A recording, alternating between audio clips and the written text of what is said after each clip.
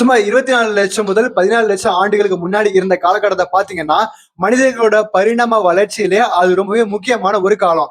சொல்லப் போனா கிட்டத்தட்ட 1 மில்லியன் ஆண்டுகள் நம்முடைய ஆரம்ப கால மனித மூதாதையர்கள் ஆப்பிரிக்காவோட பல பகுதிகளில் வாழ்ந்து கொஞ்சம் கொஞ்சமா மாற்றம் அடைஞ்சுட்டே வந்திருக்காங்க. இங்க நம்ம எல்லாருமே ஒரு விஷயத்த புரிஞ்சுக்கணும். சிம்பான்சி, போனபோ இவங்களை விட நமக்கு ரொம்ப நெருக்கமான ஒரு மனித மூதாதையர்களோட குழுவை தான் நாம ஹோமினன்கள் அப்படின்னு சொல்றோம்.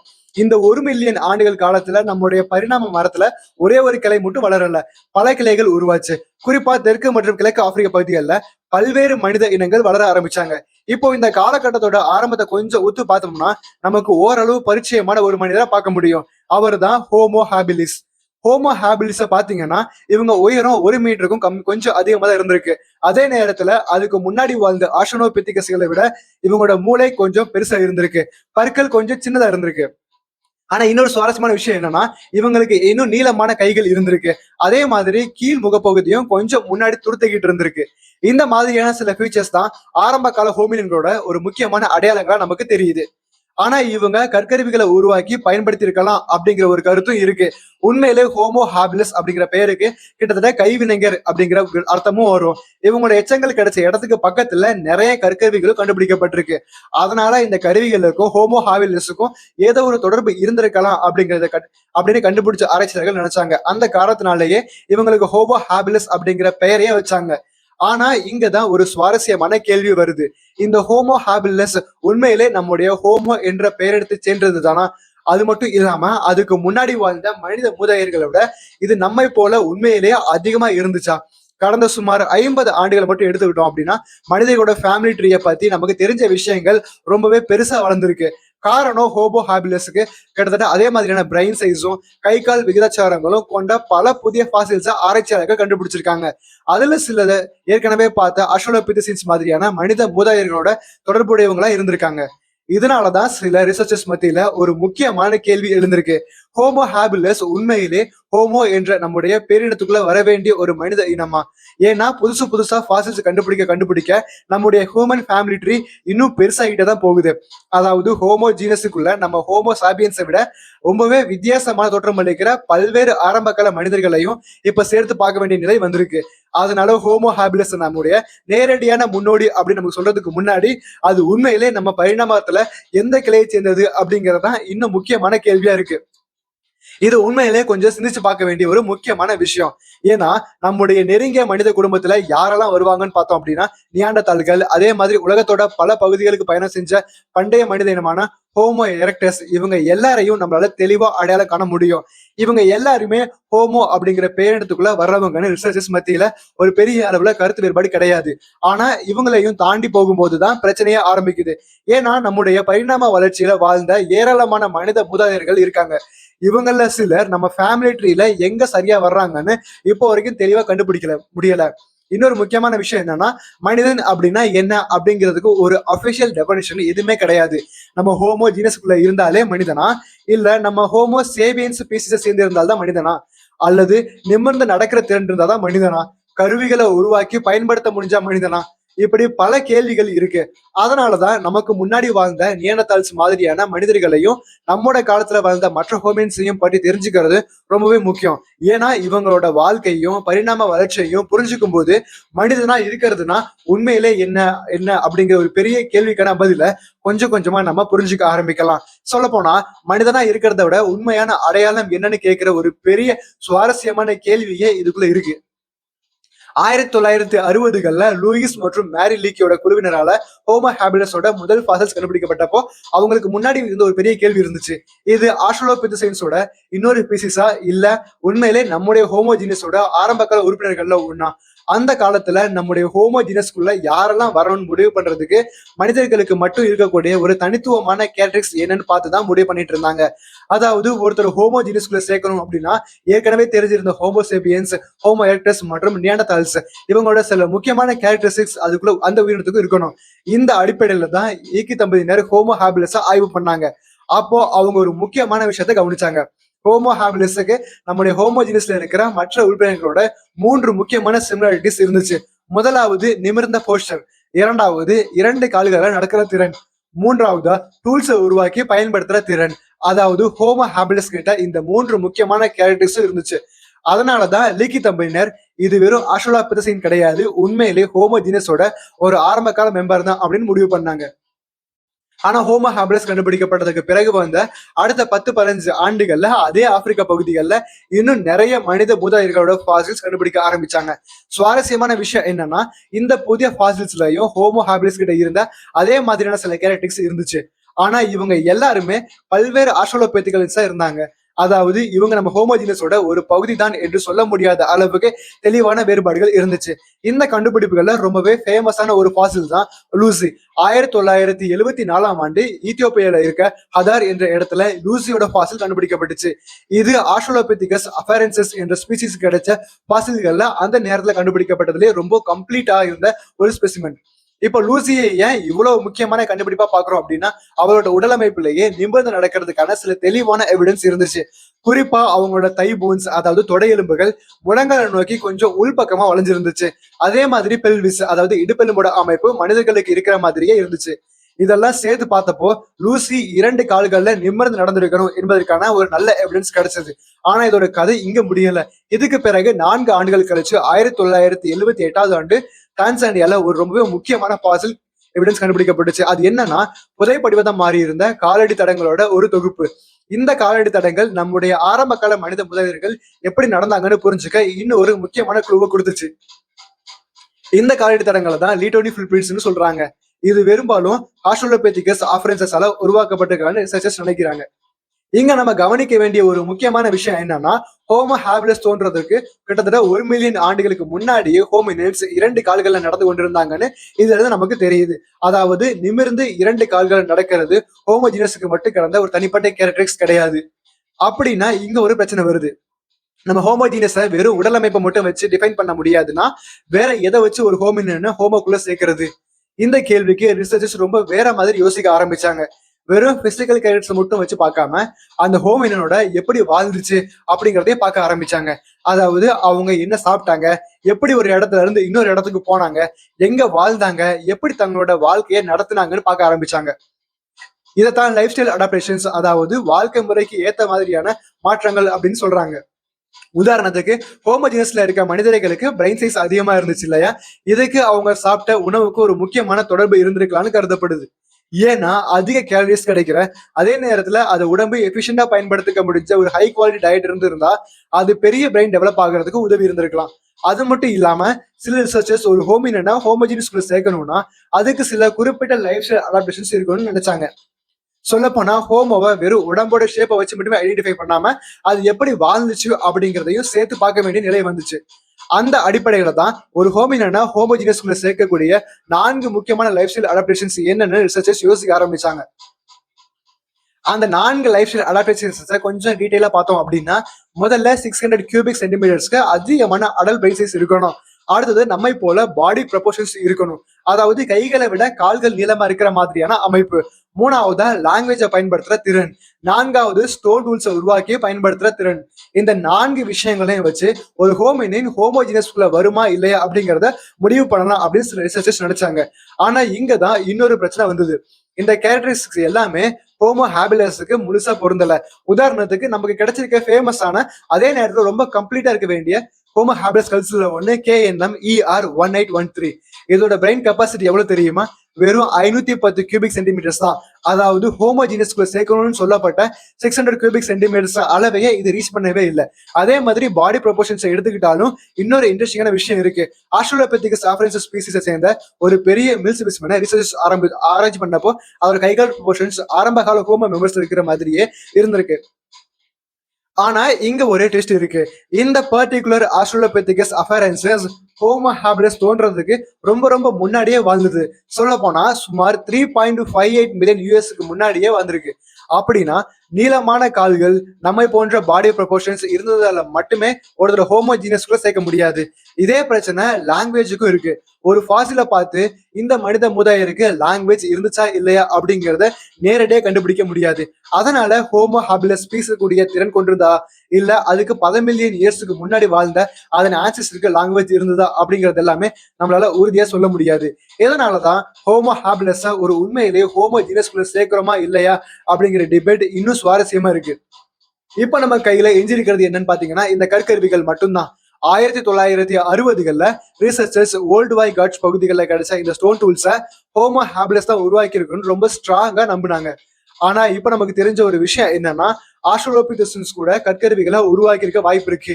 அப்படின்னா ஸ்டோன் டூல்ஸை மட்டும் வச்சு இது ஹோமோஜினஸை சேர்ந்ததுன்னு நம்மளால உறுதியா சொல்ல முடியாது. அதனால இப்ப நம்ம இந்த கேள்வியே கொஞ்சம் வேற மாதிரி பார்க்கலாம். யாரு ஹோமோஜீனஸை சேர்ந்தவங்க கிடையாதுன்னு கேட்கறதுக்கு பதில யாரு ஹோமோஜீனஸை சேர்ந்தவங்க எல்லாம் இருக்கலாம்னு யோசிச்சு பார்ப்போம். அந்த 1 மில்லியன் ஆண்டுகள் காலகட்டத்துல ஹோமோ ஹாபிலஸ் கூட சேர்ந்து வாழ்ந்த ஹோமோஜீனஸோட வேற மெம்பர்ஸ் யாரெல்லாம் இருந்தாங்க, அவங்களோட ஃபாசில்ஸ் நமக்கு ஹோமோஜீனஸ் எப்படி உருவாச்சு, அது எப்படி வளர ஆரம்பிச்சது அப்படிங்கிறத பத்தி என்ன சொல்லுது. இப்ப இதுக்கு ஒரு சுவாரஸ்யமான எக்ஸாம்பிள பார்க்கலாம். சுமார் 1.98 மில்லியன் இயர்ஸ்க்கு முன்னாடி தென்னாப்பிரிக்காவுல ஹோமோவினை நினைவுபடுத்துற சில முக்கியமான கேரக்டரிஸ்டிக்ஸோட ஒரு ஆஸ்ட்ரோலோபிசன் வாழ்ந்திருக்கு. இந்த ஸ்பேசிஸை நம்ம பல கம்பெனி ஸ்கெல்டன்ஸ் மூலமா தெரிஞ்சுக்கிட்டோம். 2010 இதுக்கு ஆஸ்ட்ரோலோபிதிகஸ் செடிபா அப்படின்னு பேரை வச்சது. இது ஏன் இவ்வளவு முக்கியம் அப்படின்னு பாத்தீங்கன்னா, ஏன்னா ஆஸ்ட்ரோலோபிதிகஸ்க்கு ஹோமோவுக்கு நடுவுல இருந்த பரிணாம மாற்றத்தை புரிஞ்சிக்க இது நமக்கு ஒரு முக்கியமான குழுவை கொடுத்தது. இதை கண்டுபிடிச்ச ரிசர்ச்சர்ஸ் இதோட பிரெயின் சைஸ் சின்னதாகவும் கைகள் நீளமாகவும் இருந்ததால இது ஆஸ்ட்ரோலோபிதிகஸ் ஜீனஸ்குள்ள தான் சேர்த்தாங்க. ஆனா அதே நேரத்துல ஒரு சில முக்கியமான விஷயங்களையும் அவங்க கவனிச்சாங்க. குறிப்பா இதோட ப்ரீமோலர்ஸ் மற்றும் மோலர்ஸ், அதாவது முன்கடவாய் பற்கள் மற்றும் கோரை பற்கள் சின்னதா இருந்திருக்கு. அது மட்டும் இல்லாம இதோட முகத்தோட சில ஃபீச்சர்ஸ் மற்ற ஹோமோஸ் ஃபாசில்ஸை விட நினைவுபடுத்துற மாதிரியும் இருந்திருக்கு. அதனால இந்த ரிசர்ச்சர்ஸ்க்கு ஒரு இன்ட்ரெஸ்டிங் ஐடியா வந்துச்சு. மற்ற ஆஸ்ட்ரோலோபிதிகன்ஸை விட ஆஸ்ட்ரோலோபிதிகஸ் செடிபா நம்முடைய ஹோமோஜீனஸ்க்கு இன்னும் நெருக்கமான ஒரு ரிலேட்டிவா இருந்திருக்கலாம். ஆனா எல்லா எக்ஸ்பர்ட்ஸும் இதை ஒத்துக்கல. ஏன்னா சில ரிசர்ச்சர்ஸ் இதோட காலகட்டம் ரொம்பவே சமீபத்துல இருந்ததுனால ஹோமோஜீனஸோட நேரடியான ஆன்சிஸ்டரா இதை பார்க்க முடியாதுன்னு நினைக்கிறாங்க. சரி, அப்படின்னா இன்னொரு பாசிபிலிட்டி என்ன அப்படி பாத்தீங்கன்னா அதுதான் ஹோமோ ருடாஃபின்ஸ். ஹோமோ ருடாஃபின்ஸோடைய ஃபாசில்ஸ் கிழக்கு ஆப்பிரிக்காவில் சுமார் 1.8 முதல் 1.9 மில்லியன் இயர்ஸ் பழமையான சில சைட்ஸ்ல கண்டுபிடிக்கப்பட்டுச்சு. இந்த ஸ்பீசிஸ்க்கு கிடைச்சதுல ரொம்பவே ஃபேமஸான ஃபாசில் ஒன்று இருக்கு. அதுதான் KNM-ER1470. இது 1972 கண்டுபிடிக்கப்பட்டப்போ முதல்ல இந்த ஹோமோ ஹாபிலஸோட ஒரு பெரிய ஸ்பெசிமனை தான் கிளாசிஃபை பண்ணாங்க. ஆனா அதுக்கு பிறகு இதை இன்னும் டீட்டெயிலா ஸ்டடி பண்ண ஆரம்பிச்சாங்க. 1986லயும் மறுபடியும் 1992லயும் நடந்த ஆய்வுகள்ல இது ஹோமோ ஹாபிலஸ்ல இருந்த பல விஷயங்கள்ல வேறுபட்டு இருக்கிறது தெரிய வந்துச்சு. குறிப்பா இதோட பிரெயின் சைஸ் பெருசா இருந்திருக்கு. அது மட்டும் இல்லாம முக நீளமாவும் ப்ரீமுலஸ் மற்றும் கெனைஸ், அதாவது முன்கடவாய் பற்கள் மற்றும் கோரை பற்கள் பெருசாவும் இருந்திருக்கு. இந்த டிஃபரன்சஸ் எல்லாத்தையும் பார்த்த ரிசர்ச்சர்ஸ் KNM-ER1470 உண்மையிலே ஹோமோ ஹாபிலஸோட ஒரு பெரிய இண்டிவிஜுவல் மட்டும் கிடையாது, தனியா ஒரு ஸ்பேசிஸா இருந்திருக்கலாம்னு கருத ஆரம்பிச்சாங்க. அதனாலதான் இதுக்கு ஹோமோ ருடால்ஃபின்சஸ் அப்படிங்கிற தனி பேரை கொடுக்கப்பட்டுச்சு. ஆனா ஹோமோ ருடாஃபின்சஸ் ஹோமோஜீனஸ்குள்ள சேர்க்க முக்கியமான காரணம் என்னன்னு பாத்தீங்கன்னா அதோட பிரெயின் சைஸ். இதோட பிரெயின் கெப்பாசிட்டி சுமார் 775 கியூபிக் சென்டிமீட்டர்ஸ் இருந்திருக்கு. நம்ம முன்னாடி பார்த்த 600 கியூபிக் சென்டிமீட்டர்ஸ் அப்படி அளவை விட இது ரொம்பவே அதிகம். அதனால இந்த பெரிய பிரெயின் சைஸும் இதோட மற்ற கேரக்டரிஸ்டிக்ஸும் சேர்ந்து ஹோமோ ருடாஃபின்சஸை நம்ம ஹோமோஜீனஸ்குள்ள சேர்க்க ஒரு முக்கியமான காரணமா இருந்துச்சு. சரி, இப்போ நம்ம ஹோமோஜீனஸ்ல உண்மையிலே எந்த பெரிய சந்தேகமும் இல்லாத சேர்க்கக்கூடிய ஒரு மனிதரை பார்க்கலாம். அதுதான் ஹோமோ எரெக்டஸ். ஹோமோ எரெக்டஸை பார்த்தீங்கன்னா இது நம்முடைய ஹோமோஜீனஸோட முதல் மறுக்க முடியாத உறுப்பினர்கள்ல ஒண்ணு. அது மட்டும் இல்லாம நம்முடைய பரிணாம வரலாற்றிலே ரொம்ப சக்சஸ்ஃபுல்லாகவும் பல பகுதிகளில் பரவலாகவும் வாழ்ந்த மனித இனங்கள்ல இதுவும் ஒண்ணு. ஹோமோ எரெக்டஸ் சுமார் 1.9 மில்லியன் இயர்ஸுக்கு முன்னாடியில இருந்து கிட்டத்தட்ட 1,43,000 இயர்ஸுக்கு முன்னாடி வரைக்கும் வாழ்ந்திருக்குது. அதாவது ரொம்பவே நீண்ட காலத்துக்கு இந்த ஸ்பேசஸ் பூமியில இருந்திருக்கு. ஹோமோ எரெக்டஸோட முதல் ஃபாசில் 1891 கண்டுபிடிக்கப்பட்டுச்சு. அதுக்கு பிறகு சில ஆந்த்ரோபாலஜிஸ்ட் ஹோமோ எரெக்டஸை 2 வேற வேற குரூப்ஸா பிரிக்கணும்னு சொன்னாங்க. அதன்படி பின்னாடி காலகட்டத்துல ஆப்பிரிக்கா மற்றும் ஆசியால கண்டுபிடிக்கப்பட்ட ஃபாசில்ஸை ஹோமோ எரெக்டஸ்னும் அதுக்கு முன்னாடி ஆப்பிரிக்கால கிடைச்ச ஃபாசில்ஸை ஹோமோ எர்காஸ்டனும் அழைக்க ஆரம்பிச்சாங்க. ஆனா இங்க ஒரு விஷயம் மட்டும் ரொம்ப கிளியர். ஹோமோ எரெக்டஸ் ஒரு உண்மையிலேயே ஹோமோஜீனஸை சேர்ந்ததுதான்னு பெரும்பாலான எக்ஸ்பர்ட்ஸ் மத்தியில பெரிய டிஸ்அக்ரிமெண்ட் கிடையாது. அதாவது ஹோமோ ஹாபிலஸ், ஹோமோ ருடாஃபின்சஸ் மாதிரியான ஸ்பீசிஸ்களை பத்தி இன்னும் டிபேட் இருந்தாலும் ஹோமோ எரெக்டஸை பொறுத்த வரைக்கும் கதை கொஞ்சம் தெளிவானது. இந்த ஹோமோ எரெக்டஸை பார்த்தோம் அப்படின்னா இதுக்கு நவீன மனிதர்களை போலவே ஒரு பாடி ஸ்ட்ரக்சர் இருந்திருக்கு. அது மட்டும் இல்லாம நீண்ட தூரம் ஓடுற திறனும் இவங்களுக்கு இருந்திருக்கலாம். இவங்களுக்கு முன்னாடி வாழ்ந்த மனித மூதாதையர்களோட கம்பேர் பண்ணும்போது இவங்களோட மோலாஸ், அதாவது கடைவாய் பற்கள் பொதுவா சின்னதாகவும் பிரெயின் சைஸ் ரொம்ப பெருசாகவும் இருந்திருக்கு. சொல்ல போனா இது வரைக்கும் நம்ம பார்த்த ஹோமோ ஹாபிலஸ், ஹோமோ ருடால்ஃபென்சஸ் மற்றும் மற்ற ஆரம்ப கால ஹோமினின்ஸ் எல்லாரையும் விட ஹோமோ எரெக்டஸ் நம்மை போலவே ரொம்ப அதிகமா இருந்திருக்கு. இன்னொரு முக்கியமான விஷயம் என்னன்னு பாத்தீங்கன்னா, ஆப்பிரிக்காவுக்கு வெளியே வாழ்ந்ததுக்கான ஃபாசில் எவிடன்ஸ் நமக்கு முதல்ல கிடைக்கிற ஸ்பேசிஸும் ஹோமோ எரெக்டஸ் தான். அதாவது இவங்க ஆப்பிரிக்கால மட்டும் இருந்துடல, சைனா வரைக்கும் இந்தோனேஷியா வரைக்கும் இவங்க போயிருக்காங்க. ஆனா ஆப்பிரிக்காவுக்கு வெளியே இவங்களோட ஆரம்ப கால பயணத்துக்கான ஒரு முக்கியமான எவிடன்ஸ் ஜார்ஜியா ரிபப்ளிக்ல இருக்க டிமானசி அப்படிங்கிற இடத்துல கிடைச்சிருக்கு. இந்த சைட்ல கிடைச்ச ஃபாசில் சுமார் 1.77 மில்லியன் இயர்ஸ் பழமையானது. டிமானிசி சைட்டோட ரொம்ப இன்ட்ரெஸ்டிங்கான விஷயம் என்னன்னா, அங்க கிடைச்ச டிஃபரன்ஸ் இண்டிவிஜுவல்ஸுக்கு நடுவுல பாடி ஸ்ட்ரக்சர் மற்றும் ஃபீச்சர்ஸ்ல நிறைய வேரியேஷன்ஸ் இருந்ததுக்கு. உதாரணத்துக்கு சில இண்டிவிஜுவல்ஸுக்கு ஹோமோ எரெக்டஸ்க்கு பொதுவா இருக்கிற அந்த ப்ராமினன்ட் ப்ரௌ ரிட்ஜ் இருந்திருக்கு. ஆனா அதே இண்டிவிஜுவல்ஸோட பிரைன் சைஸ் 600 கியூபிக் சென்டிமீட்டர்ஸுக்கும் குறைவா தான் இருந்திருக்கு. இது நம்ம முன்னாடி பார்த்த ஒரு முக்கியமான விஷயம். ஏன்னா ஒரு ஹோமினனை ஹோமோஜினஸ்குள்ள சேர்க்கறதுக்கு 600 சிசி பிரைன் சைஸ் ஒரு கிளாசி பெஞ்ச் மார்க்கா நீண்ட காலமா பயன்படுத்தப்பட்டிருக்கு. அப்படின்னா இங்க நமக்கு இன்னொரு சுவாரஸ்யமான கேள்வி வருது. பிரெயின் சைஸை மட்டும் வச்சு ஒரு மனித மூதாதையரை ஹோமோஜினஸ்குள்ள சேர்க்க முடியுமா? ஹோமோ எரெக்டஸோட இந்த ஃபாசில் அந்த கேள்வியை இன்னும் சுவாரஸ்யமாக்குச்சு. உண்மையிலே ஜார்ஜியால கிடைச்ச இந்த ஃபாசில்ஸுக்கு நடுவுல இவ்வளவு வேரியேஷன் இருந்துச்சு. அதனாலதான் இந்த ஃபாசில்ஸை கண்டுபிடிச்ச ரிசர்ச்சர்ஸ் 2013 ஒரு இன்ட்ரெஸ்டிங் ஆர்குமெண்ட்டை முன் வச்சாங்க. அதாவது ஹோமோ ஹாபிலஸ், ஹோமோ ருடால்ஃபென்சஸ் அப்படின்னு தனித்தனியா கிளாசிஃபை பண்ணப்பட்ட ஆரம்ப கால ஹோமோ ஃபாசில்ஸ் உட்பட இவங்க எல்லாத்தையும் எடுத்துட்டு ஹோமோ எரெக்டஸ்குள்ள சேர்த்து எல்லாத்தையும் ஒரே ஸ்பீசிஸா கன்சிடர் பண்ணணும்னு அவங்க சொன்னாங்க. இதுக்கு அவங்க சொல்ற லாஜிக் என்னன்னா, ஒரே ஒரு இடத்துல கிடைத்த ஃபாசில்ஸ்க்கு நடுவுலயே இவ்வளவு பெரிய வேரியேஷன்ஸ் இருக்க முடியும் அப்படின்னா நம்ம தனித்தனி ஸ்பீசிஸ்க்கு நடுவுல பார்க்கிற டிஃபரன்ஸ் கூட அதே மாதிரியான வேரியேஷனா இருக்கலாம் இல்லையா? அப்படி பார்த்தோம்னா ஆரம்ப கால ஹோமோவோட பல்வேறு ஃபாசில்ஸை தனித்தனி பீசஸா பிரிக்கிறதுக்கு பதிலா எல்லாத்தையும் ஒரே ஸ்பீசிஸா பார்க்கலாமே அப்படிங்கிறது அவங்களோட ஆர்குமெண்ட். ஆனா நிச்சயமா எல்லா ரிசர்ச்சர்ஸும் இதை அக்செப்ட் பண்ணல. அவங்க என்ன சொல்றாங்கன்னா, ஒரு ஸ்பீசிஸை இன்னொரு ஸ்பீசிஸ்குள்ள இருந்து டிஃபரன்ஷியேட் பண்ண வெறும் ஸ்கல்லோட ஓவரால் ஷேப்பை மட்டும் பார்த்தா போதாது. அதுக்குள்ள இருக்கிற இண்டிவிஜுவல் மார்ஃபாலஜிக்கல் ஃபீச்சர்ஸையும் டீட்டெயிலா பார்க்கணும். அதாவது ஸ்கல் ஒட்டுமொத்தமா எப்படி இருக்கு அப்படிங்கறத நிறுத்திக்காம அதோட ஒவ்வொரு போனோட ஷேப், சைஸ், ஸ்ட்ரக்சர் இப்படி ஒவ்வொரு டீட்டெயிலையும் கம்பேர் பண்ணி தான் இது ஒரே ஸ்பீசிஸா இல்ல வேற வேற ஸ்பீசிஸான்னு முடிவு பண்ணணும்னு அவங்க சொல்றாங்க. இப்போ இந்த எல்லா விஷயங்களையும் மனசுல வச்சுக்கிட்டு நம்ம மறுபடியும் ஹோமோ ஹாபிலஸ்க்கே திரும்பி போகலாம். ஏன்னா ஹோமோ ஹாபிலஸை நாம ஹோமோ ஜீனஸ்குள்ள சேர்க்கறது சரியா இல்லையா அப்படிங்கிற கேள்விதான் இங்க நம்முடைய முக்கியமான டிஸ்கஷனா இருக்கு. அப்படின்னா இப்போ ஒரு கேள்வி வருது, ஹோமோ ஹாபிலஸை நம்முடைய ஹோமோ ஜீனஸுக்குள்ள எங்க வைக்கிறது? உண்மையிலே பார்த்தோம் அப்படின்னா இவங்களுக்கு நம்முடைய ஜீனஸை டிஃபைன் பண்ணக்கூடிய எந்த ஒரு கிளியர் டெஃபினேஷனும் முழுசா பொருந்துற மாதிரி தெரியல. ஆனா இன்னொரு பக்கம் ஹோமோ ஹாபிலஸை ஹோமோ ஜீனஸ்ல இருந்து வெளியே எடுத்துனோம்னா ஒரு ஜீனஸை சேர்ந்த மெம்பர் அப்படின்னா என்ன அப்படிங்கிற நம்முடைய டெஃபினேஷனையே மறுபடியும் மாற்ற வேண்டிய நிலைமை இருக்கும். அதுதான் இங்க ஒரு பெரிய பிரச்சனை. ஏன்னா ஒரு ஜீனஸோட டெஃபினிஷனை மாத்துறது அவ்வளவு சிம்பிளான விஷயம் கிடையாது. அது ஒரு பெரிய கிளாசிபிகேஷன் ப்ராப்ளமா மாறிடும். அதனால சில ரிசர்ச்சர்ஸ் ஹோமோ ஹாபிலஸை ஹோமோ ஜீனஸ்ல வைக்கிறதுக்கு பதிலா ஆஸ்ட்ரலோபெத்திக்ஸ் ஜீனஸுக்குள்ள சேர்க்கலாம்னு சொல்லியிருக்காங்க. இன்னும் சில ரிசர்ச்சர்ஸ் என்ன சொல்றாங்க அப்படின்னா, இது ஆஸ்ட்ரலோபெத்திகஸும் கிடையாது, ஹோமோவும் கிடையாது, இதுக்காகவே ஒரு தனி புதிய ஜீனஸ் உருவாக்கணும் அப்படின்னு சொல்றாங்க. ஆனா இப்போ வரைக்கும் இந்த 3 கருத்துக்கள்ல எதுவுமே ஃபைனலா அக்செப்ட் பண்ணப்படல. அதனால ஹோமோ ஹாபிலஸ் இன்னைக்கு ஒரு அன்சர்டன் கிளாசிபிகேஷனா தான் இருக்கு.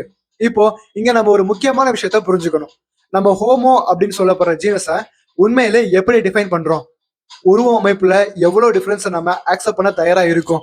அதே மாதிரி காலத்துல எவ்வளவு கேப் இருந்தாலும் ஒரே ஜீனஸ்குள்ள சேர்க்கலாமா? வேற வேற இடங்கள்ல வாழ்ந்த மனிதர்களுக்கு நடுவுல இருக்கக்கூடிய டிஃபரன்சஸ எவ்வளவு வரைக்கும் நம்ம ஒரு குரூப்பா எடுத்துக்கலாம்? இந்த மாதிரியான கேள்விகளுக்கான பதில்கள் தான் நம்ம ஹோமோ ஜீனஸோட பவுண்டரிஸை தீர்மானிக்குது.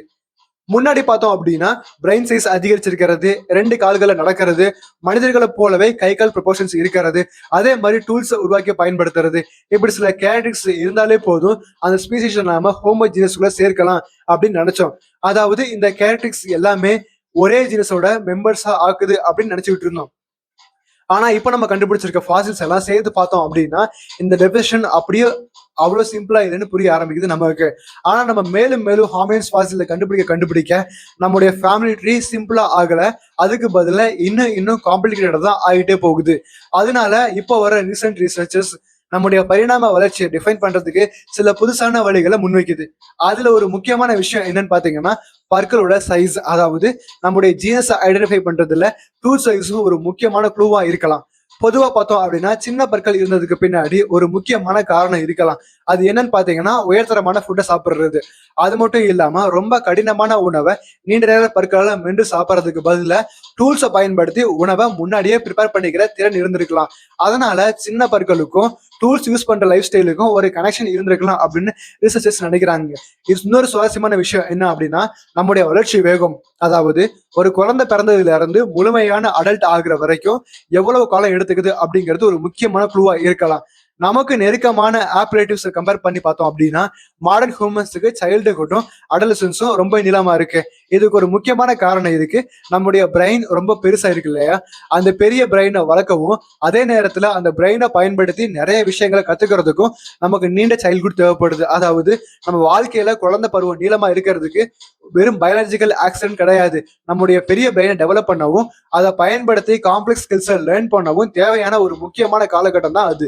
அதனால இப்போ ரிசர்ச்சர்ஸ் நம்ம ஹோமோஜீனஸை டிஃபைன் பண்ணும்போது பிரெயின் சைஸ், வாக்கிங் டூல்ஸ் மட்டும் இல்லாம teeth size, diet, growth rate இப்படி இன்னும் பல விஷயங்களையும் சேர்த்து பார்க்க ஆரம்பிச்சிருக்காங்க. மேலும் பற்களோட நுண்ணிய டீடைல்ஸை ஆய்வு பண்றது மூலமாவே இந்த வளர்ச்சி பேட்டர்ன்ஸை ஃபாசில்ஸ்ல நம்மளால கண்டுபிடிக்க முடியும். ஆனா இங்க ஒரு சுவாரஸ்யமான விஷயம் என்னன்னு பாத்தீங்கன்னா, 2015 ஆண்டு வரைக்கும் சில எக்ஸ்பர்ட்ஸ் இப்போ நம்ம ஹோமோஜீனஸ்குள்ள சேர்த்து வச்சிருக்க ஹாமினன்ஸோட முழு பட்டியலையுமே ஒரு தடவை விட்டுட்டு மறுபடியும் ஜீரோல இருந்து ஆரம்பிக்கணும்னு சொல்லியிருக்காங்க. அதாவது நம்ம இதுவரைக்கும் தெரிஞ்சுக்கிட்ட ஃபாசில் ரெக்கார்டை கொஞ்சம் முன்னாடி இருந்து முழுசா புதுசா பார்க்கணும் அப்படின்னு சொல்லியிருக்காங்க. மனிதனா இருக்கிறதுக்கு உண்மையிலே எந்த கேரக்டரிஸ்டிக்ஸ் முக்கியம், இந்த கேள்விக்கு தான் முதல்ல பதில் கண்டுபிடிக்கணும்னு அவங்க சொல்றாங்க. ஆனா இப்போ வரைக்கும் நம்ம ஹோமோஜீனஸை டிஃபைன் பண்றதுக்கு ஒரு சிங்கிள் ஃபிக்ஸ்டு மெத்தட்னு எதுவுமே கிடையாது. பெரும்பாலும் இது கம்பேரிசன் மூலமா தான் நடக்குது. அதாவது ஒரு புதுசா ஃபாசில் கிடைக்குது, அதை பார்த்து நம்ம என்ன கேட்கிறோம், இது நம்ம இதுவரைக்கும் ஹோமோன்னு சொல்லி வந்த ஃபாசில்ஸ் மாதிரியே இருக்கா, இல்ல இது மாஸ்ட்ரலோபிசியோட ஃபாசில் மாதிரி இருக்கா அப்படின்னு தான் கம்பேர் பண்ணி பார்க்கிறோம். இதனாலதான் நம்முடைய ஃபேமிலி ட்ரீயை டிஃபைன் பண்றது இன்னைக்கு ஒரு பெரிய சேலஞ்சிங்கா இருக்கு. இதுக்கப்புறம் இதுல இந்த மாதிரி நிறைய இன்ட்ரெஸ்டிங்கான விஷயங்களை பார்க்க போறோம். இதை பத்தி நிறைய புது புது விஷயங்களை தெரிஞ்சுக்க இந்த பேஜ் சப்ஸ்கிரைப் பண்ணிக்கோங்க. நிறைய இன்ட்ரெஸ்டிங்கான விஷயங்களை இந்த பேஜ்ல நம்ம பார்க்க போறோம். அடுத்த வீடியோல பார்க்கலாம்.